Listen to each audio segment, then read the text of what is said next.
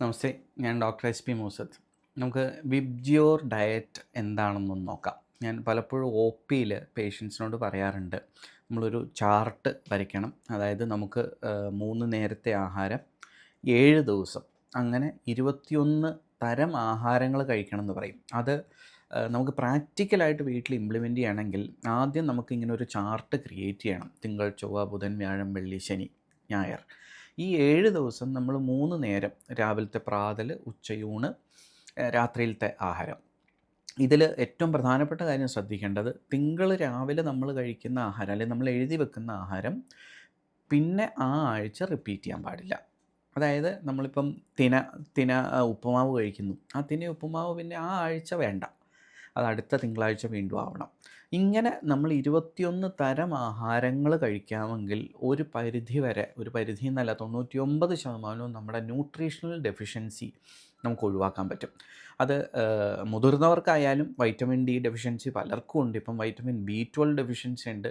ഇതിനെയൊക്കെ മറികടക്കണമെങ്കിൽ നമ്മൾ താമസിക്കുന്ന സ്ഥലത്ത് അവൈലബിൾ ആയിട്ടുള്ള ആഹാര സാധനങ്ങൾ വെച്ച് പഥ്യം ഡോക്ടർമാർ പറഞ്ഞിട്ടുണ്ടെങ്കിൽ അതുകൂടെ മനസ്സിൽ വരുത്തി, ഇപ്പോൾ ഇവിടുന്ന് ഞാൻ ഇന്നത് കഴിക്കരുതെന്ന് പറയുന്നത് ഒഴിവാക്കിക്കൊണ്ട് 21 തരം ആഹാരങ്ങൾ, അതിനകത്ത് നമ്മൾ നിത്യം ഇപ്പം നമ്മുടെ മനസ്സിലേക്ക് എപ്പോഴും വരുന്നത് ഇഡലി, ദോശ, പുട്ട്, ഇത് മാത്രമേ വരുന്നുള്ളൂ. പക്ഷെ നമുക്ക് പരമ്പരാഗതമായിട്ടുള്ള ഒരുപാട് മറ്റ് സാധനങ്ങളുമുണ്ട്. അത് ഉദാഹരണം ഇപ്പം നമുക്ക് ചേന, ചേമ്പ്, അതുപോലെ തന്നെ മധുരക്കിഴങ്ങ്, ഇങ്ങനെയൊക്കെയുള്ള കൂർക്ക പോലെയുള്ള സാധനങ്ങൾ, ഇതൊന്നും നിത്യം നമ്മൾ കാണാണ്ട് പോകുന്ന സാധനങ്ങളാണ്. ഇങ്ങനെ നമുക്ക് അവൈലബിൾ ആയിട്ടുള്ള വാഴയുടെ കൂമ്പ് ഉപയോഗിക്കാം, വാഴപ്പിണ്ടി തോരൻ ഉപയോഗിക്കാം, ചില സ്ഥലങ്ങളിൽ ഈ കടച്ചക്കയുണ്ട്, കടച്ചക്ക ഉപയോഗിക്കാം. അതായത് നമ്മൾ താമസിക്കുന്ന ചുറ്റുപാടുമായിട്ട് ബന്ധപ്പെട്ടിട്ട് നമുക്ക് അവൈലബിൾ ആയിട്ടുള്ള സാധനങ്ങളും അതിനകത്ത് ഉണ്ടാവണം. ഇതുകൊണ്ട് ഒരു പരിധിവരെ നമുക്ക് ശരീരത്തിലുണ്ടാവുന്ന പോഷണം കൂടുതൽ ലഭിക്കാനായിട്ട്, അല്ലെങ്കിൽ ഒരേ സാധനം കഴിക്കുമ്പോൾ ഉണ്ടാവുന്ന ആ ഒരു ഓവർ ന്യൂട്രീഷൻ ഇല്ലാണ്ട് എല്ലാം തുല്യമായിട്ട് നമുക്ക് ശരീരത്തിൽ കിട്ടാനും സാധിക്കും. 1.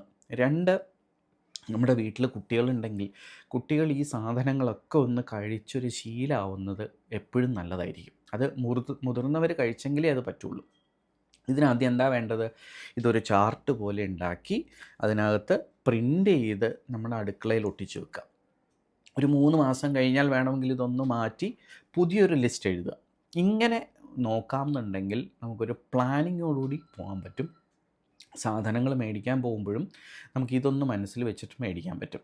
അപ്പം തീർച്ചയായിട്ടും എല്ലാവരും ഇങ്ങനെ ഒരു ചാർട്ട്, അതിന് നമ്മളിവിടെ ഹോസ്പിറ്റലിൽ വിളിക്കുന്നത് വിബ്ജിയോർ ഡയറ്റ് എന്നാണ്. 7 ദിവസം, അതായത് മഴവില്ലിനെ നമ്മൾ നോക്കിയിട്ടാണ് ആ ഒരു പേരിട്ടത്. വിബ്ജിയോർ ഡയറ്റ് എന്തായാലും എല്ലാവരും പാലിക്കുക. നമസ്തേ.